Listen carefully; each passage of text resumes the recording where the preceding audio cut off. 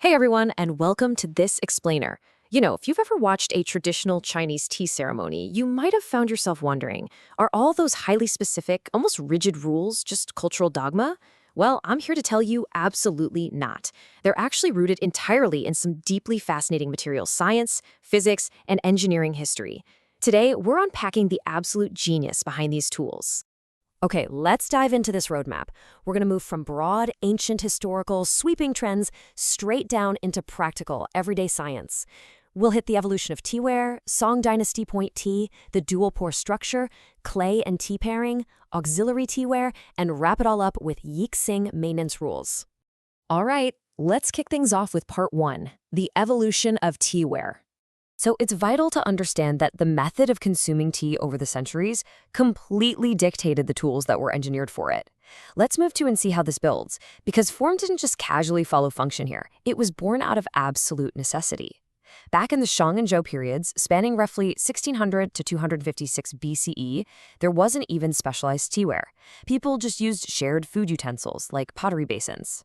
Fast forward to the Han Dynasty, and we finally start to see early, dedicated tea bowls emerging. Then by the Tang Dynasty, the boiling method gets really popular, bringing with it these highly specific boiling sets.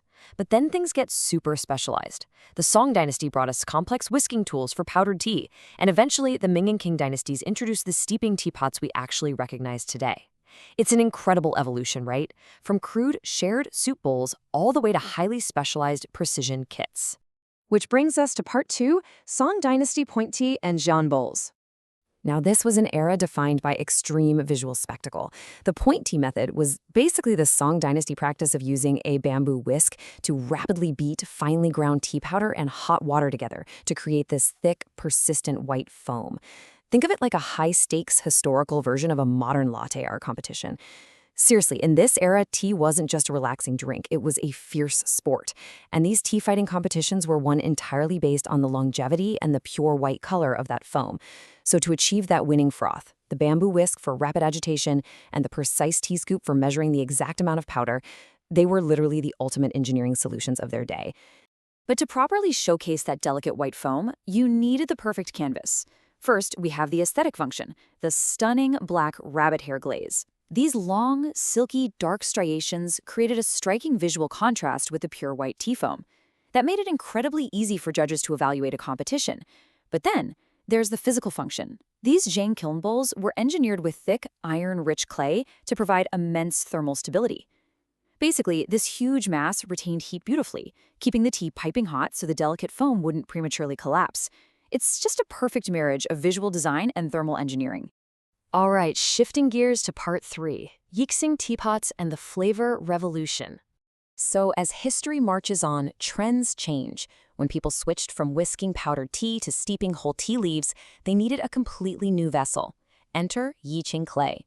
Now what's really interesting about this is that Yixing clay has a totally unique dual-pore structure made up of both open and closed pores.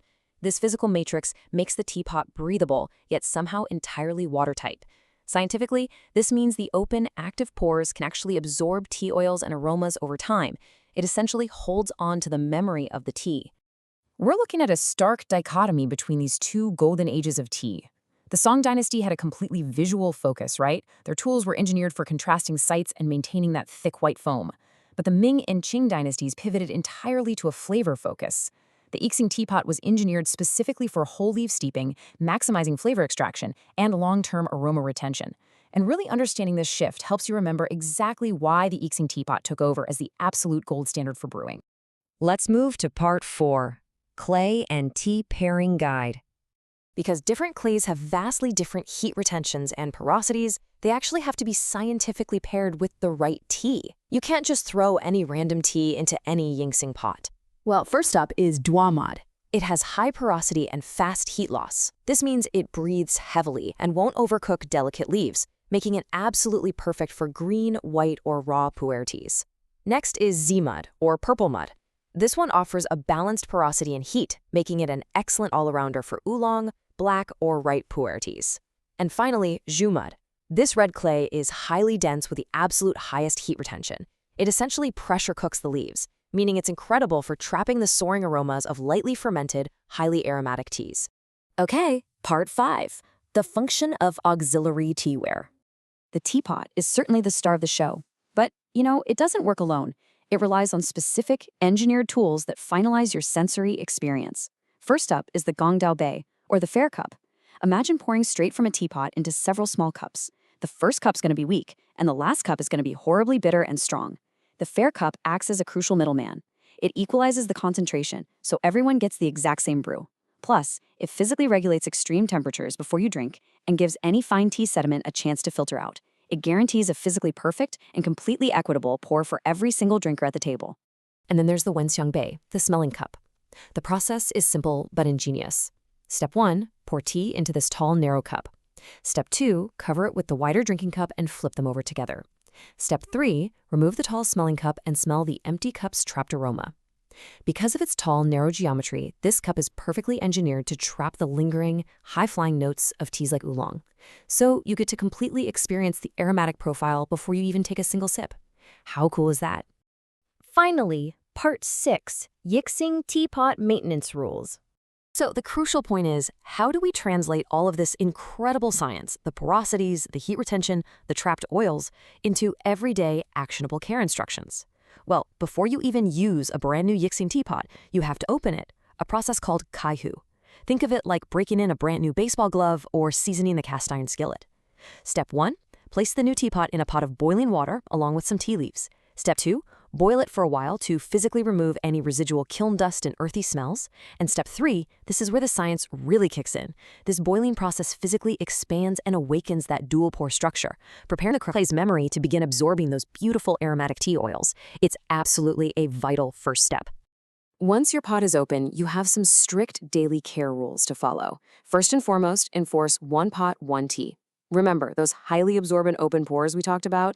If you mix dark, heavy teas with light, delicate ones in the same pot, you will utterly confuse the clay's memory and just ruin the pure flavor profile. Always wipe the pot with a dedicated tea brush or a soft cloth to build up that beautiful outer patina.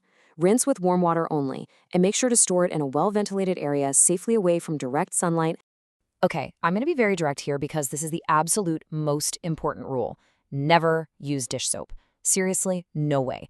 Because Yixing clay is a highly active, breathable matrix of open pores, chemical detergents will be rapidly and permanently absorbed straight into the walls of the teapot. A single drop of dish soap will stubbornly leach out into every future brew, completely destroying all future tea flavor. You can't just rinse it out. It literally becomes part of the pot itself. Which leaves us with a final, kind of provocative thought to wrap up. Is drinking tea just a simple beverage choice, or is it a continuous, evolving collaboration between nature, the artisan, and you?